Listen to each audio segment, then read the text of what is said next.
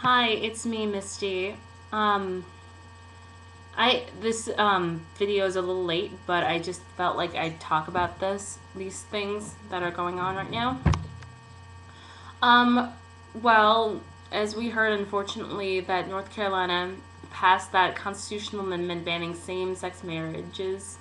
But unfortunately, it also doesn't just ban same-sex marriages. It also bans like civil unions and domestic partnerships, not just for gay couples, but for straight couples as well. And it's also going to make it hard for like a woman in a abused relationship to get a divorce. So that's one, it's not good all around. I mean, because we're focusing so much on, the fact that couples want to get married. A certain couple that we don't like, wants to get married, even though it has no effect on you or me, anyone whatsoever, want to get married. You know, just because they don't like it, they decide to put it out for a vote. And that's wrong because, as Thomas Jefferson said, the rights of any minority should not be voted on by a majority. I mean, we've seen what happens with you try to put, for example, let's say if they tried to put up slavery voting, and I don't know. I don't think that would be a good thing at all.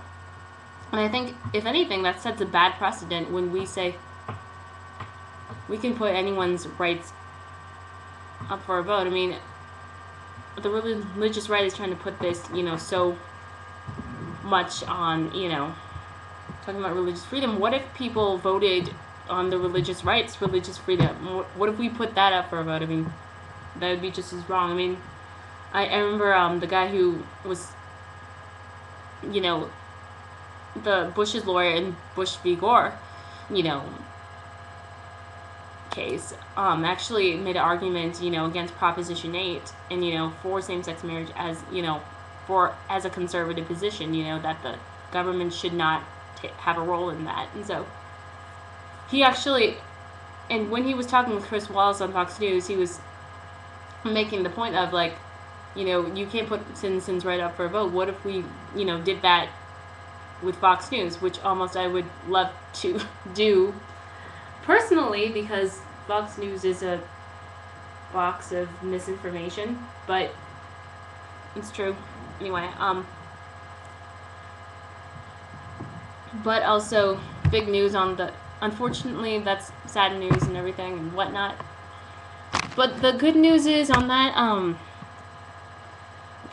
the President of the United States, Barack Obama, became the first ever sitting U.S. president to back same-sex marriage. And so it's great to see that happen. I mean, I knew he was for gay marriage. He just was,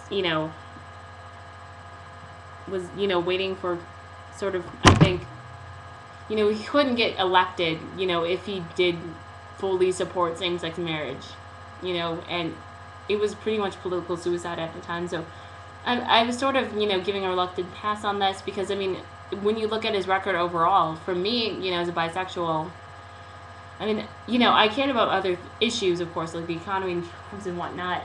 And,